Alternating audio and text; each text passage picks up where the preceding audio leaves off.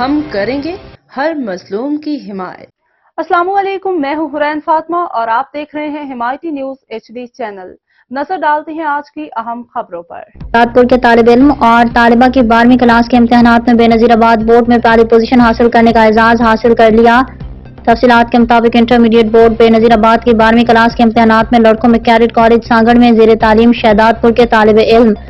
اور شہداد پور کی مایہ ناز آئی اسپیشلسٹ ڈاکٹر خالد شیخ کے بیٹے عبدالحسیب پورے ڈویژن میں 968 نمبر لے کر پہلی پوزیشن حاصل کرنے کا اعزاز حاصل کر لیا ہے،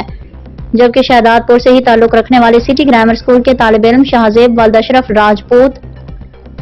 نے 966 نمبر لے کر پورے ڈویژن میں دوسری پوزیشن حاصل کرنے کا اعزاز حاصل کیا، جبکہ لڑکوں میں میمن اکیڈمی شہداد پور کی طالبہ ایمان فاطمہ بنت شاہد پٹھان نے 973 نمبر لے کر پورے بے نظیر آباد ڈویژن میں پہلی پوزیشن حاصل کی ہے۔